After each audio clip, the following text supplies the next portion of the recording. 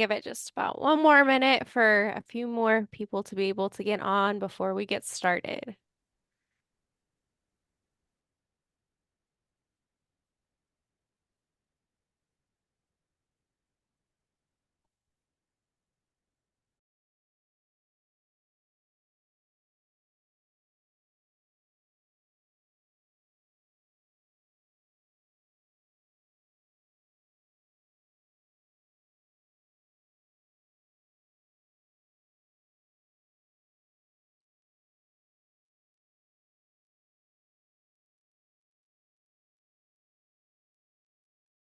Bojo, while we're letting folks join, we can go ahead and get started with our introductions in the beginning of the presentation, and then hopefully they'll be able to join before we get started with the meat and potatoes of this today. So, Miigwech, thank you so much for joining us here today. My name is Mary Balzuk. I am the Communications Director at the Indigenous Food and Agriculture Initiative out of the University of Arkansas.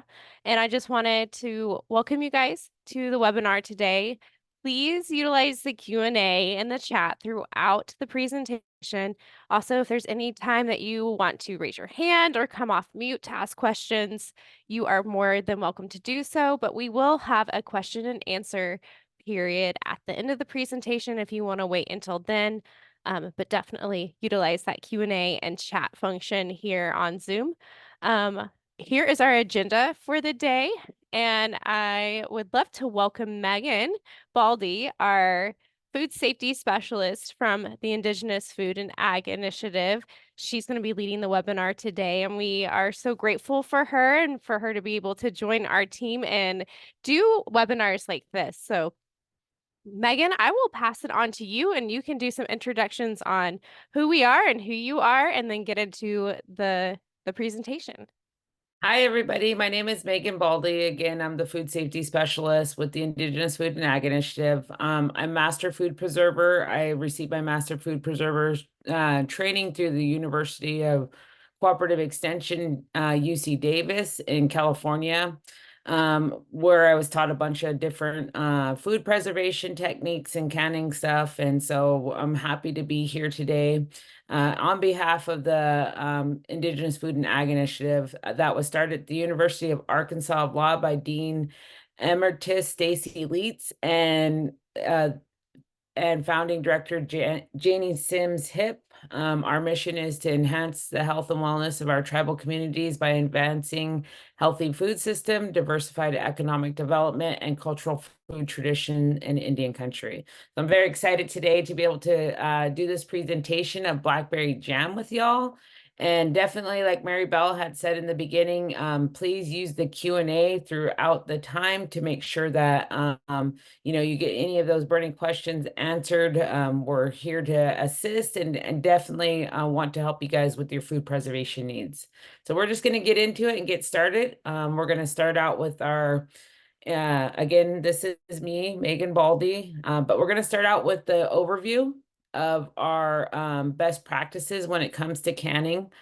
Just, one of the things that is most important when we start to do these home preservation canning is recipes and having certified recipes.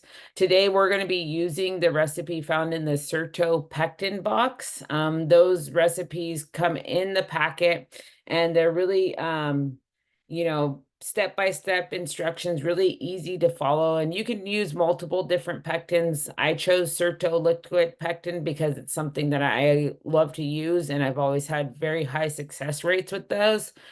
But generally, if you're doing any type of canning, you'll want to follow the recipe as per, what you're either in your packet, or if you can find a verified site like the National Center for Home Preservation. Though that site has been developed by the University of Georgia, and they had tested every one of those recipes so that they're scientifically tested to make sure that they're killing all of any type of bacteria or any type of harmful foodborne illness that might come into your canning during the home preservation process. So you want to make sure that you follow those recipes to the T when we're doing these when you start to do this canning process. One of the things that I like to tell people is we want to make sure that you follow all food safety guidelines.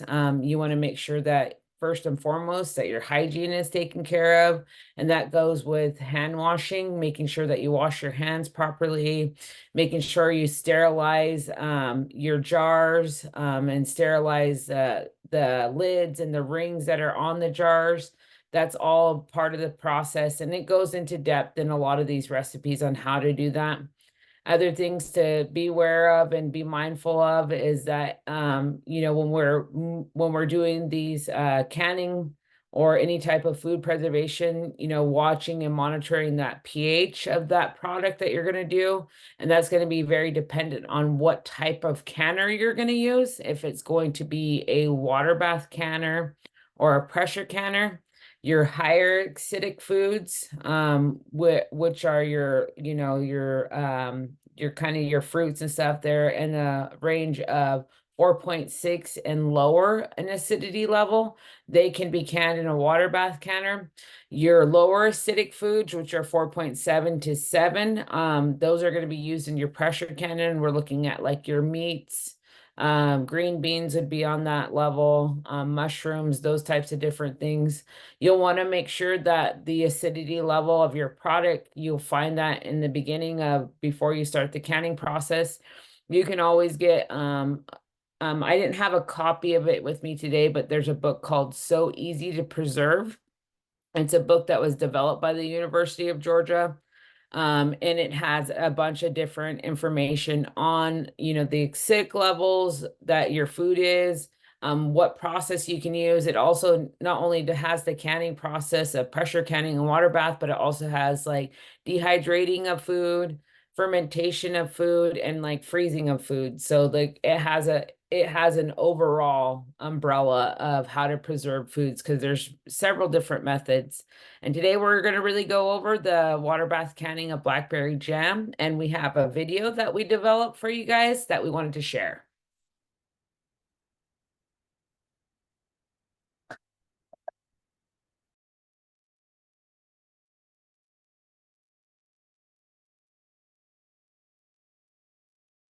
So for our ingredients for this recipe, we are making blackberry jam. You want to follow the directions in the Certo pectin packet or whatever pectin packet you choose. For this recipe, it calls for 4 cups of crushed berries, 7 cups of sugar, and 1 package of liquid pectin or the Certo liquid pectin.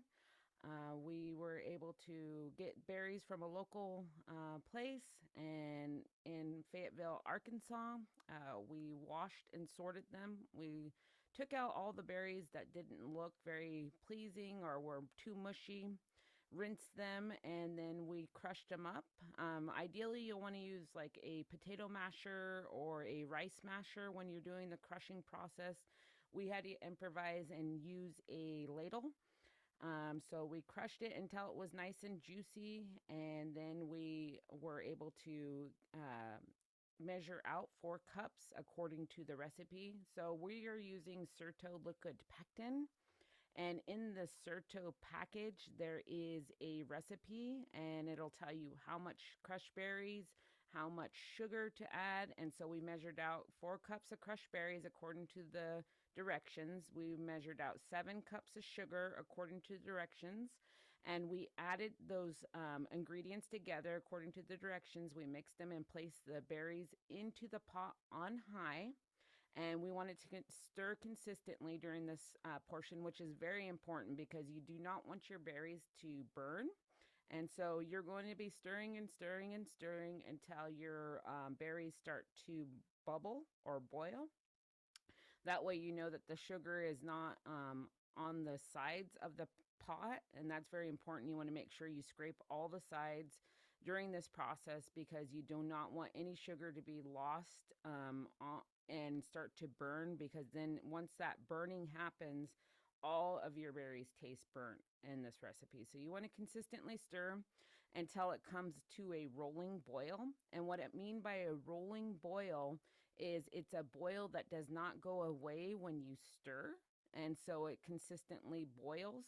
Once that happens, you're going to set a timer for about 1 minute.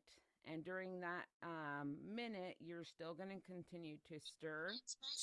And once that timer goes off, you're going to add in your liquid pectin. So as you can see right here, I'm just stirring and stirring. And then I have my liquid pectin, which is out of the Certo pack. You want to basically take your pectin and squeeze it like a toothpaste tube and try to squeeze every drop of that pectin into your recipe. I really enjoy liquid pectin just because to me, the process is a lot faster than the powder pectin. So, again, once you get whatever pectin you're going to use for your recipe, you want to read the directions in full because each pectin has different recipes. So, you'll want to follow the directions to the T according to the pectin packet that you buy. So, I like the liquid pectin. After you have boiled your pectin into your berries and your sugar for 1 minute and you remove that from the heat, you want to ladle it into your jars and you want to have about a 1/4 inch headspace. This is according to the directions in the Certo packet. If you read it, it'll tell you how much to ladle, and every single one of your canned good, whatever you're putting into your jars, whether it's meat, jams, jellies, all of them will have a headspace requirement to it. And so this one calls for you to ladle it into up to 1/4 headspace, which is very, very close to the top. As you can see, I'm ladling it all in and measuring it out by eye. You can get a headspace measurer as well if you are not very confident in your eyeing it out. You want to make sure that you follow this process and make sure you get it as close to the top as you can, because if you do not, some of your jars will float to the top if they're not full enough. You want to take a wet or damp paper towel and you'll want to wipe around the rims. You want to use, I have a magnetic debubbler. You'll want to use that to pull your lids and your rings out of the sanitation that you put it through, so you can boil it and sanitize it. You can wash it in bleach water. You want to do your best not to touch the top or the rim. Once you've put all of your goods into your jar, so we put the blackberry jam into the jar, wipe the rim, put the lids on, you'll want to put it into the processing pot. Once it's in there, you'll want to bring it up to a boil for 10 minutes. And you want it to be a rolling boil. And you do not want the boil to go away. And so once you've got to that process, you take it out and you let it sit for 24 hours.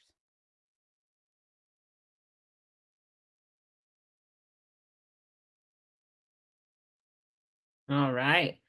So that was our blackberry jam quick recipe. One of the things I definitely wanted to highlight about, I said it over and over, is following the recipe and making sure that you come up with that proper headspace when you are canning. And a lot of that is, not only making sure that you have like an equal amount to each one of your jars, but also if you don't put enough of the jam into your jars. I've had it where like I've tried it before, like, oh, I have like a half of a pint left. I can just add it in here and process it. And that jar would float and bob to the top. And so those are very important that you follow those steps so that you can have the best success with your canning as possible. Another thing is why we follow the recipe to the T is not only just to make sure that we're killing any of the bacteria. So for blackberry jam, the preservation for it as well is sugar. So that's what's going to help it maintain its shelf life and be able to sit on your shelf for up to about 2 years as the rule of thumb. But it also is going to make you have the highest set success rate. And so sometimes people are like, oh man, my jam didn't set and it looks like syrup. And so making sure that you're following that recipe also is going to have you that better set success rate, and not only just like worrying about the bacteria or the preservation life, but also that set success rate on your product. Unless you are making syrup, and then you can follow the syrup recipe.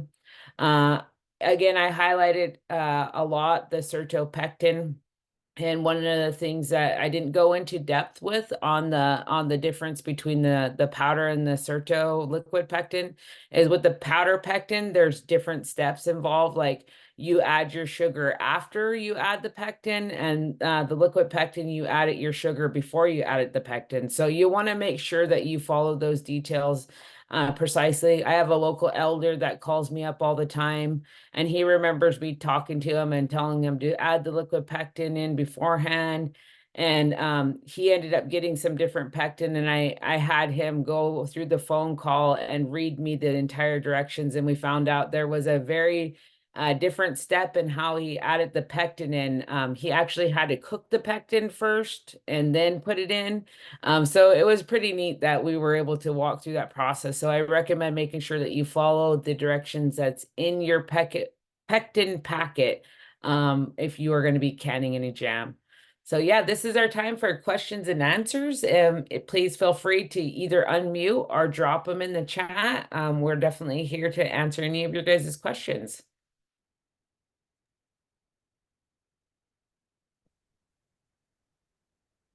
While folks are getting their questions ready, I just wanted to highlight our upcoming classes. So last week we held our first in our farmers market series, and we have our second part coming up actually tomorrow at 2 p.m. Central on leveraging programs, and then our third part in the series with community engagement on February 8th. And a special Valentine's Day salsa on February 14th at 2 p.m. Central as well. And registration is required for those. And you can find that at nativefoodsafety.org. All right, we do have a question in the chat. We have a couple. I'll answer this one real quickly and then I'll toss it over to you, Meagen. And yes, this is being recorded and it'll be sent out via email and be available on our website and YouTube later for you to review. We'll also have access to the slides so you can go and review the slides later as well. But here's a question for you, Meagen. Are types of berries at all interchangeable? I grow black raspberries and was wondering if this would work in that recipe.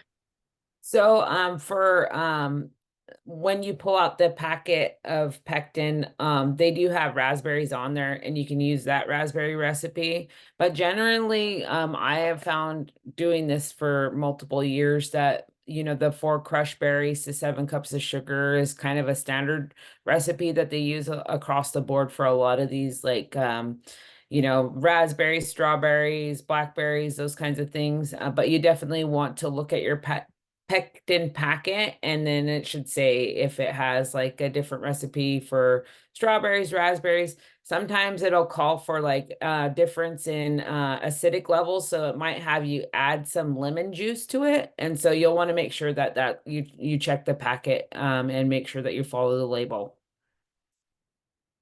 Another question that we had come in is also, what are the signs to look for that indicate you've made a bad batch? So you know, there's several things that you can look for to indicate. One of the things, the first off foremost that I look at is when I'm inspecting my jars, did everyone seal?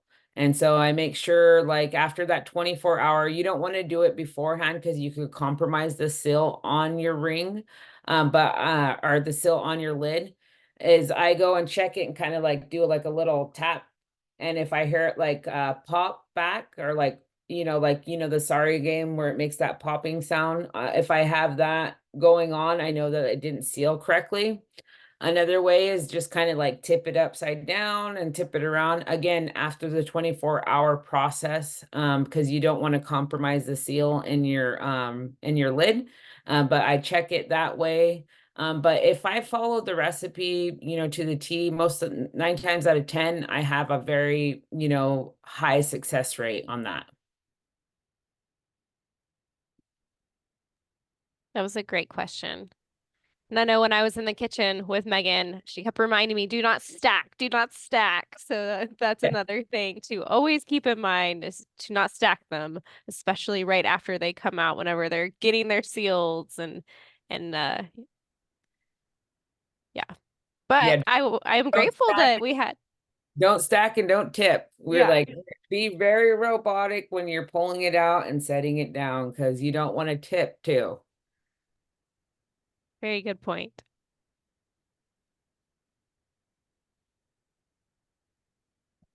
What is the shelf life, Megan, on the jam? And we will, or is the recipe and direction still the same regardless of the size of jar? Did want to also note that we will be sending out recipe cards too, as well as the recipe. So you guys will be able to hopefully go and do this at home if you so wish, but I'll let Megan answer this. So it might vary per jar. You'll want to look again on the recipe. It'll tell you like, so I use sometimes 8-ounce jars or like jelly jars, and then I'll use pint jars or quart jars. Sometimes it does have a differencing in some things, but most of the time it's going to be the same standardized recipe across the board.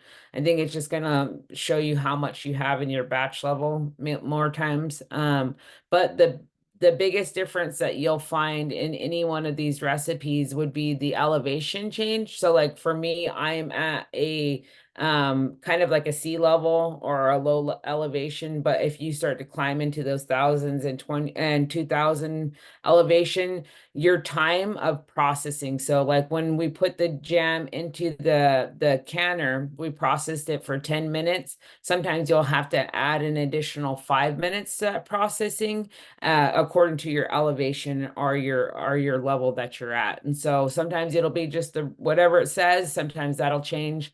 But other than that, when it comes to the size of the jar, the recipe usually doesn't change or the process. Great questions.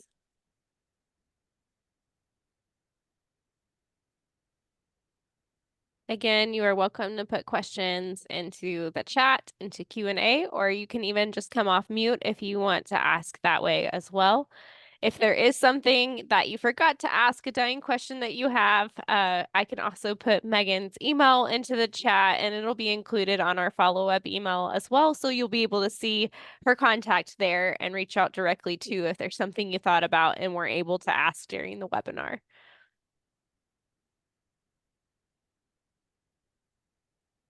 Yeah. So I had a quick question. I didn't notice at the very beginning, were you boiling the jars to sterilize them? Yeah, so we boiled them and we actually took the canner and we washed our jars and we boiled them and then we pulled them out and them sitting there drying while before we ladled it in. And then also we boiled the lids and the rings as well. And that's why we used the magnetic debubbler to pull those lids and rings out of that hot water. So everything was sterilized. Okay, I mean, could a person use their dishwasher to sterilize the jars? Or is Yeah, it so preferable yeah, to boil? your dishwasher would sterilize the jars. Okay, thank you. You're welcome. And the main thing too, when we're doing what another reason why we're bringing those jars up into that boiling state or sterilizing them is because we're putting such hot product into that. And if you have a cold jar and you put something hot into it, you're going to get that thermal shock and you're going to see a jar just it'll crack or it'll break.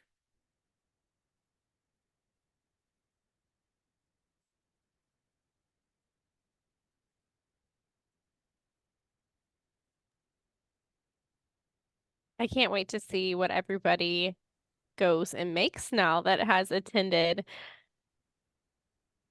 I can ask a question too. I mean, how many of you guys, and you guys can like raise your hand through reaction or come off mute, but how many of you guys have canned jam in the past? I have. I've also eaten like canned peaches, beans. Everything is really just amazing. It has a different taste. And so yeah, from the country, straight from the country. So it was yeah, it's inspiring. The only thing that it's a lot of work. Yeah. And so I'm just wondering like what's your take on doing it and like the kind of person you're not doing it right. well, I'll do it myself kind of thing. Is it better to do it in groups to kind of get a rotation going, or do you think it's like safer just to do it on your own so that you know that you're getting all the steps in? Well, just because I teach it so much and I teach it from like all different types of age groups. I teach like little kids, like from like I've done like first grade, second graders, all the way up to seniors or elders. So it's always to me, I always like to do like small groups and let everybody go through the step-by-step process. But I am also a mom. And so when my kids are in the kitchen, I'm always like, just give me that. Like, Right? so I get that too. So, like, if I have my teacher hat on, I probably have a little bit more patience than if I have my mom hat on or my auntie hat. Yeah. Because a lot of the times, like for me, like when I'm doing it, I'm doing huge batches. So Yeah. I'm going to be doing like, I'll probably be doing like maybe 10 batches a day, just to get like all the berries processed that we picked. It could be some fish that I'm doing, or like, just a multiple different things that we're canning at a time. And so I could be in that mode of just like, I just need to get it done. So either or, I mean, I totally get it, but it's definitely worth the headache to be able to get as much of this canning done as possible. Not only for your family to have the good food, but also like it helps save so much money to do these types of things, right? Like I don't Yeah. buy jam or jelly anymore. Yeah. So with the follow-up question to that, you had said, so I'm a cancer patient, and Mhm. so I'm trying to like look better ways of like preservation, like not preservation, but more of like like the preserves. I and also so I'm wondering, like, you're using pectin, that's jelly, correct? Yeah, it's like a fruit citrus. It's a natural fruit that comes from, Okay. yeah, Yeah. like that. It's a natural ingredient. So okay, that was my question. So despite the fact that we're putting sugar into for the preserving it longer, the purpose, um, would you say that it's still better than, maybe not best, or is it best than buying it from the shelf? Yeah, I mean, you think about what is really going into this one thing of jam is sugar, Yeah. pectin, and fruit, and so when we look at the ingredients of this one jam, and then you pull a shell one from the store, and you're looking at those ingredients, you're gonna have like dyes in there, you're gonna have high Yeah. fructose corn syrup, you're gonna have a bunch of different things that you're not able to name. And you're wondering what those things may be and how they came about. And a lot of the things that I can, so like the blackberries that I do can are wild blackberries, so they're not GMO blackberries, or Uh-huh. like wild berries. And so a lot of the things that I get, or even my strawberries, I get from a local farmer. They're organic, and grown. They're real, and so they're not Right. a GMO or genetically modified fruit. And so I'm trying to make sure that my kids, because I have 6 kids, so food's super important, all have the best type of food that they can get. How many pounds do you usually cook I of mean, like berries? it varies. Yeah. It varies Yeah. from how much we've collected. But I've again gone through times where I've canned like maybe 7 cases in a day of just jams of some could Wow, just we that's just had amazing. so many berries and needed to process them. I admire you. Thank you. We've had a few questions come into the chat, Megan. Um, one of them being back to the sanitation side of things. Do you need to use the cans right after they come out of the dishwasher, or is it okay for them to cool off a little bit after sanitizing before you fill them with that that hot jelly material? What's your take on that? Yeah, you can let them cool. Mainly just not having like straight cold jars. I know people will pull them like either out of their storage or pantry. And that area might be cooler than the room temperature where you're cooking, because when you're cooking, your jams or jellies next to the stove, it's really hot, and Mary Bell can attest to this. Like you get all this hot steam and hot environment going on. So you just want to make sure that it's just you brought it up to a nice temperature so it's not a cold jar. And the sanitation is important, and to killing any type of bacteria or microorganism that could have been growing in there. Another thing is, like, a lot of people sometimes will say like they bought brand new jars, so why do they need to sanitize them? And if you open a jar, you can smell it, and then you can smell like there's like chemicals or packaging, chemicals that have might be on it, and so you want to get rid of those as well. Yeah, you never know it was at the factory. Yep. We've also had some questions come in about freezing. Do you have to use fresh fruit, or could you use frozen berries and, using that as a way, because you might not be able to get enough berries in one harvest to go out and make jams or jellies. So what are some of your tips and tricks on that? Yeah, you can definitely use frozen berries. I use them all the time. You'll want to make sure that they're thawed though, just because you're going to have a lot of extra because when they defrost, you'll have a lot of extra moisture content in it. And so sometimes you'll be getting more of the liquid than you will be of the actual berry. And it's very dependent if you're making jams or jelly. And that's one thing I also didn't highlight, but jam is the full fruit, and it has like the full fruit and the seeds in it. And jelly is the liquid or the juice from the fruit. And so that's the difference between jams or jellies.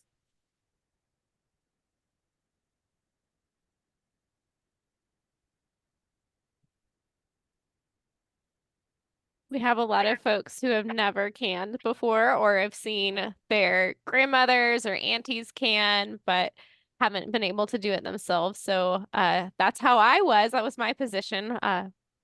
Other people in my family have canned, but I never had. But after Megan, I went and canned on my own and was able to make some sand plum jelly, because sand plums are from like where I'm from in Northwest Oklahoma. They had a really good year last year, so we were able to put together some of that and some wild grape jelly too. So thank you for giving me the confidence to go out and can, and I hope that others will feel confident too through this webinar to be able to go and do it as well.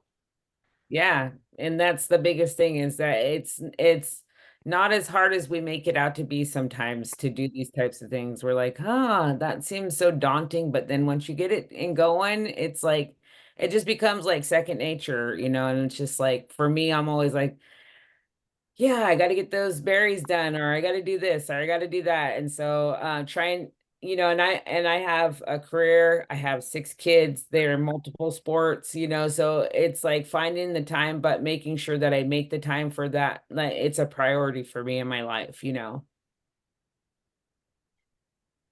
I won't promise it's my only question, but I'm wondering if you can give any tips on how to maybe go about starting a group. I would really like to see this kind of take fruition in my own tribal area, just because I feel like it's healing. It's part of like developing better ways of living.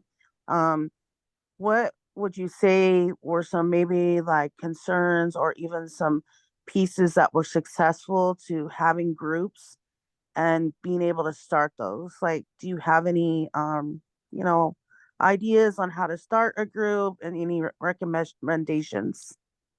Yeah, so when I first started, I'd been canning, fish and deer meat and mushrooms, like a lot of traditional foods for a lot of years. And so it wasn't something that was brand new to me, but I started doing like more food security projects within my community. So I'm a Hupa tribal member. I'm from the Hupa Valley Indian Reservation, and so I wanted to start more food security projects. One of those things was, getting people eating fresh grown food, getting people to eat like their wild foods or their traditional foods. And one of those components of it was that food preservation. So, we can grow the food, we can eat the food, but you know, you can't have food sitting around too long or it'll go no good. So how do we save that food? How do we preserve that food? And so I took the Master Food Preserver certification. It was like a 6-week course through the cooperative extension. And so I got that to be able to go out and, you know, make sure that I was safely teaching canning techniques to my community. So I started doing that and getting more people involved in wanting to learn. But we actually went after grant funding through our program, which I worked with before IFAI. It was the Climate Trinity Resource Conservation District. And we got funding to give out canners, canning jars, and canning equipment because we didn't only want to teach these methods, but we wanted people to have the tools to go home and do these methods. And we found that that was highly successful within our community. Is like, not only was it an incentive for them to come to these classes and take them or come and be a part Right. of it, but they actually started doing it at home later. Cool. Yeah. Great ideas. My sister was up in Hupa for a while. Oh, She did cool. some program up there. Yeah, she really loved that place. I think it's important to also note that Megan can go out and do food preservation courses in communities. So she's been doing a couple of those. You even have one coming up in February here soon too. So if you would like Megan to come out to your community, there is a potential for her to be able to do that and lead these one-on-one. So well, Okay, yeah, we'll include her email again in the chat as well as in the follow-up email. So Yeah, perfect. and all that we ask for is just like if you want me to teach water bath or pressure canning, that you would have that equipment there, and then the jars and the whatever you're gonna make, whether it's like if you want me to can meat or can jams or jellies, that you would have those things. And I have a very diverse background in traditional foods, like any type of wild game I can teach how to can. So like what I'm going to be doing next week is teaching how to can buffalo. And so I have a very diverse background in traditional foods. A lot of, you know, I can teach people how to do some medicinals like elderberry tinctures or an elderberry syrup, which is a medicinal for like coughs or colds. So a lot of different things that I have a diverse background and knowledge in.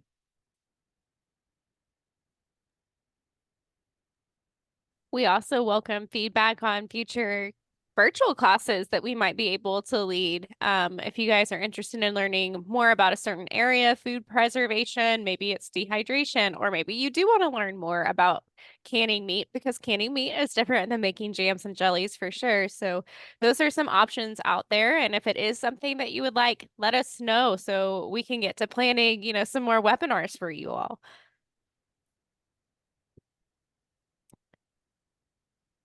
Got a question on what time guidelines are needed for in-person workshops, kind of how far in advance they need to be planned.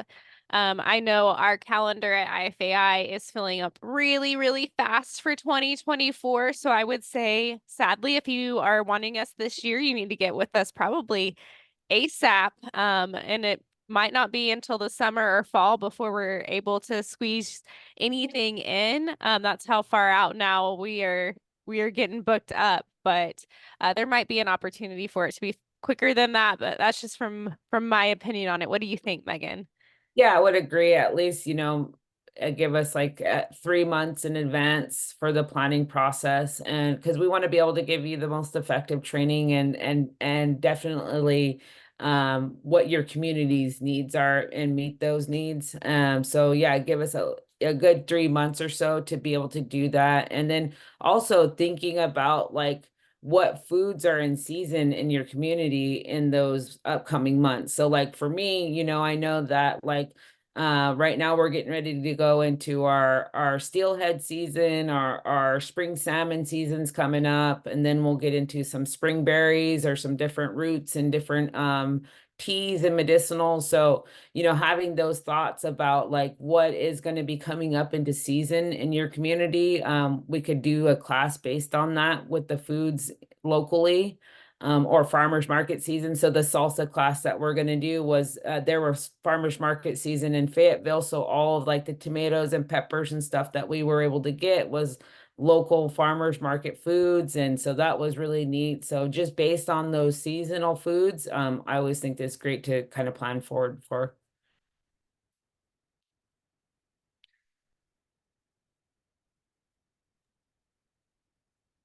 And I also wanted to give a plug in that I do also teach produce safety.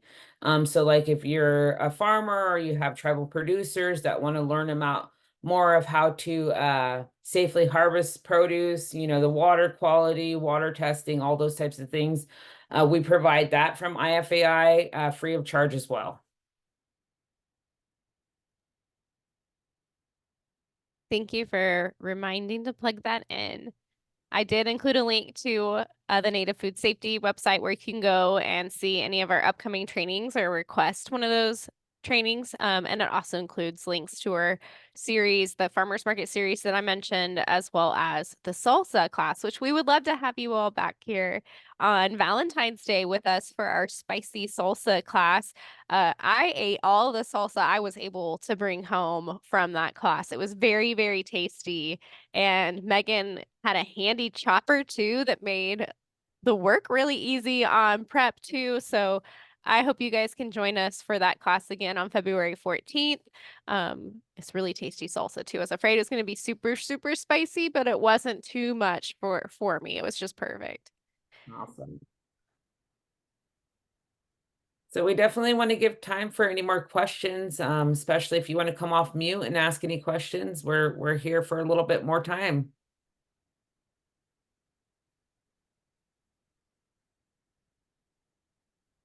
One question that someone had that we haven't gotten to yet are, what are some of your other favorite things to can? You mentioned it just a little bit, but outside of berries, what are some of your favorites, Meagen?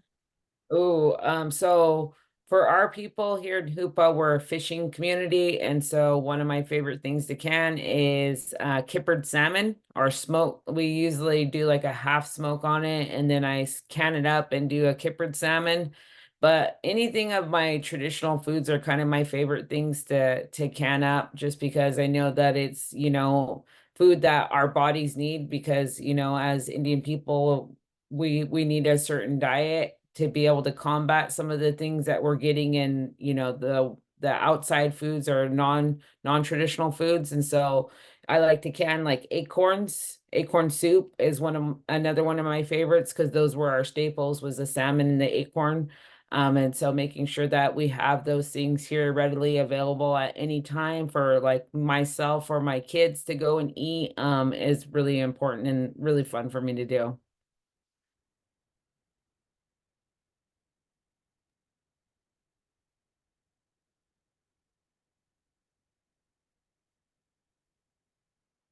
What would you recommend folks have, like the basics of doing this water bath canning at home? So we kind of had some fancy options, but at the end of the day, what are the basics for people if they're looking to go out and do this? So, you know, you can get a home canning kit, and you can buy them off Amazon or you can get them at like a hardware store. And it basically has usually a jar lifter. So like you seen me lifting the jar out of the canner, it has a funnel. So like, you know, when we were adding the jam into the jar, it had a certain funnel that sits on the jar and that is part, you know, of that kit so that you can funnel all your jams or jellies or whatever you might need into that jar.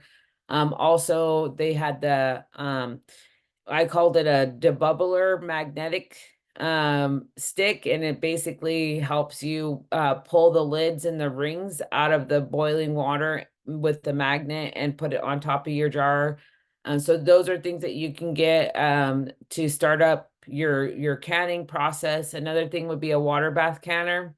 I have a Victorio water bath canner, which is stainless steel, and it has like a clear lid on the top so that I can see if it's a rolling boil. But you can also use, like, they have enamel canners that are kind of those old-fashioned ones that they're black with like white speckles on it.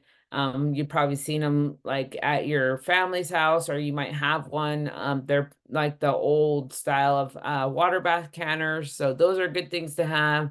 and just making sure that you have some way to store your jars and all of your stuff. So having adequate storage space for all of this is always something that I always think is good to get started. Great tips. Is everything generally stored in a cool, dry area? So you want to store it in an area that is like is a normal like temperature of like 70 degrees, nothing higher than that, because one thing too about storage that is definitely good to highlight is the ring on there. You either want to leave it on very loosely or take it off. Just because if temperatures in your house reach like a high degree, sometimes that seal can come off and reseal. If that lid is on or that ring is on there and you wouldn't even know it, and you wouldn't know it until you ate it, and that it might have been something that was Oh, no good. And so I always recommend to store it loosely or off, just so that if it does unseal and reseal, which is something that it's uncommon to happen, but it's not something that couldn't happen. So those would be things that I would recommend with your storage.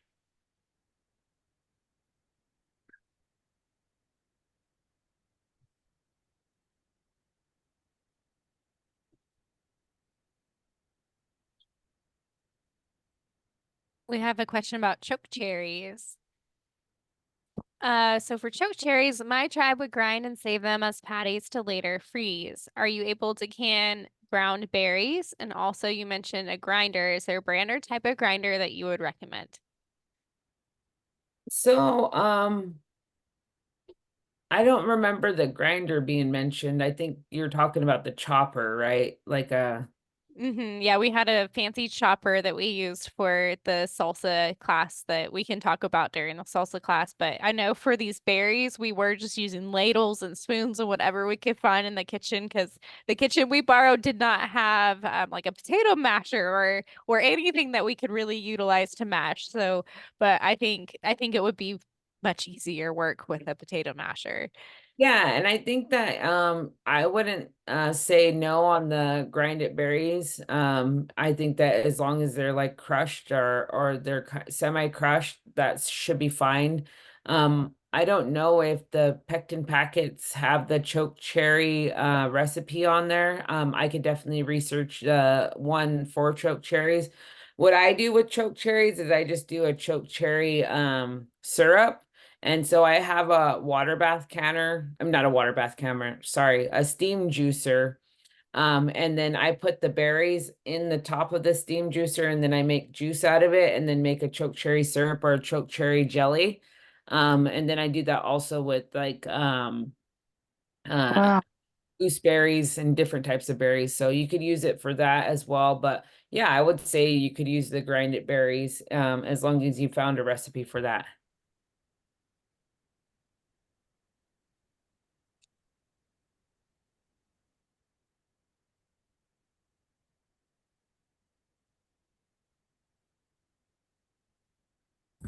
Hello, can you hear me? Yep, I can hear you. I'm Robert Stone from Peter River Indian Community here in Hi. Arizona. And I joined in late, but I'll listen to the recording again. Um, we have a food nutrition program under our tribal government structure. And would you be willing or able to teach them or come join them? And could they do uh, food workshops for community members? So maybe you can work with them somehow to advance the knowledge of canning. Yeah, I'd definitely love to do that. Again, like we were talking earlier, just that making sure that we can schedule it in a good time frame and start to do that process. So if you want to reach out to us and start that conversation of when we can get down to your community and do those classes. And it most generally these classes could be 2 to 4 hours. So you want to just keep that in mind. It just depends on what you're wanting to cook. 2 hours for like the jams, jellies, or salsas, those types of things, but like more 4 hours if we're looking at meat canning, just because of the amount of processing time it takes. Yeah, what I can do is have the the staff there reach out to you. I'll give them your contact so you guys can work together and try to get something going. Okay, perfect. Okay, I'd love thank to you. do that. Thank you. You're welcome. I'm a farmer and a gardener here in Hidden communities. I do a lot of backyard gardening and also do a little bit of farming. Thank you. You're welcome. Very cool.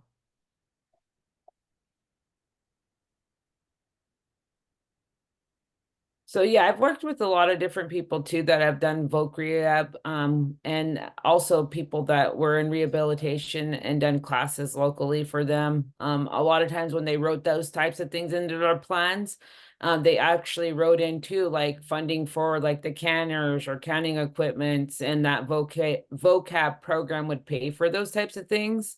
I know that sometimes those vocab programs will also pay for training. So like if you did want to take the master food preserver training class, they will pay for that as well. I think it's a great skill to have, especially, you know, being a person that has been through a lot in my life and have multiple children and also had kids at a young age and stuff. Like food and food preservation is definitely something that has helped me and be able to keep myself, you know, in that right path and be able to make sure that also my kids are eating healthy and we're always have that health in mind as well.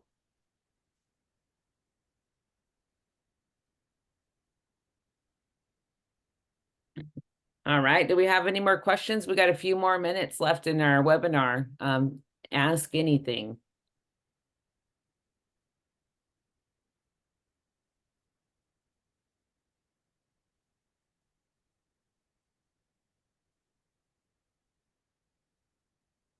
Yeah, it's me again.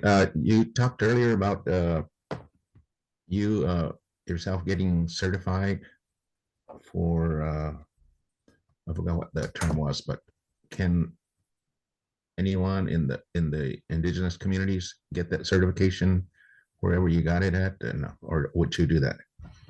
Yeah, so I went through the extension program.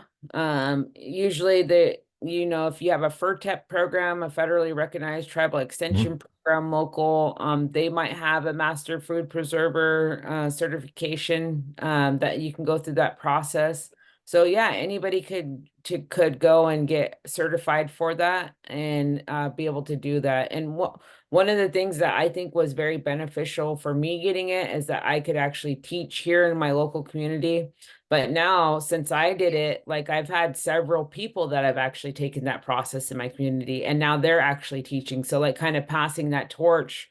So, you know, I was replaced by 3 additional master food preservers that do classes with our kids. So they're able to help, like, we have like a native education program that's like an after school program, a boys and girls club program that they work with primarily. They go into our schools. We have like 2 culture classes in our high school, and one of them was working with our fish weir. So like we have a fish weir that we put in, and they harvested a bunch of salmon, and so those people went in and taught kids how to like fillet and can salmon in the classes. So I think getting people trained up in your community is a great idea, just because it could actually help to get more trainers going in your community and be able to have more people learning and spreading that information and that knowledge that used to be something that was like used to be part of our lifestyle, and we've kind of, you know, missed a generation. But bringing that back into and that revitalization of this knowledge, I think, is a great thing to do. Sounds good. Thank you. I'm glad you mentioned the youth aspect too. So we actually did this class with the youth at our youth summit back in July, and they loved this. And it went over way better than I guess I imagined it would. So don't forget to get them into the kitchen with you or into the classroom with you to learn these skills too, because that's really, really important. And they might be more interested in this than what you would think.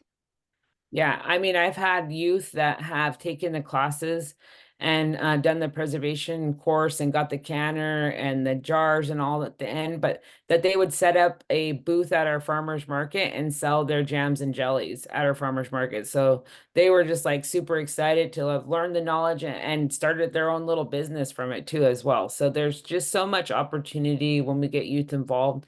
And I think a lot of times, you know, when they're uh I've had kids that are really, really like high strung and, you know, really, really active. And I get them in and they're like some of your most focused kids that are making the jams and jellies. Like they do the ladling just like so precise. And, you know, you wouldn't think that they could actually be able to do that, but they love it. As long as they get their hands involved and they get involved in a project, they enjoy it thoroughly.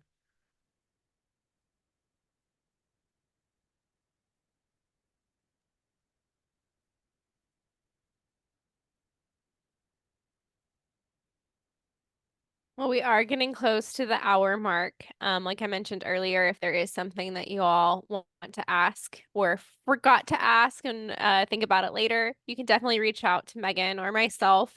I will be sending out a follow-up email with a recording to this video, access to our slides, as well as information on future classes. And then we also mentioned a few resources that I linked in the chat. I'll try to include those links in the email as well, because I know sometimes once you click out of your Zoom, all of that chat is gone and you can't go back to it. So I'll try to include that in the email so you guys have access to those later as well. Can you share the flyer with you mentioned the farmers market? I wasn't quite clear on what that was and if we had to register. So that would be nice to see that in there. Yes, I'll include that in the chat real quick as well. It's on our nativeFoodSafety.org. If you go to the bottom and go to upcoming events or take action, they are all listed there. You do have to register for them. And it's a 3-part series. We're on our second part. You can view our first one on our Oh, website that I we had see. last week. Yeah. But Meagen is going to be going over ways to leverage programs to get farmers markets started or to expand your farmers market, to be able to offer more resources to your community. So that is tomorrow that we're going to be discussing that. And then the final one, I believe, is February 8th. And we're going to be talking about community engagement, getting that community buy-in and really being able to have long-term success with a farmer's market that you are looking to establish. So we would love to have all of you all join us for that. Okay, thank you.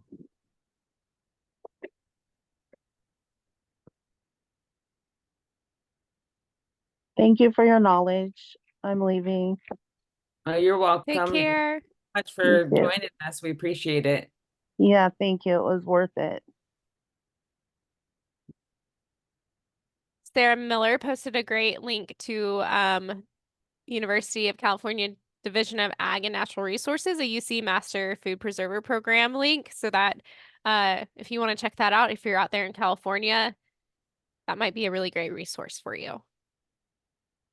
And that's the program that I went through UC Cooperative Extension in California. So it's amazing to do. One of my favorite classes I ever took in my entire life was the Master Food Preserver class. So I definitely recommend it.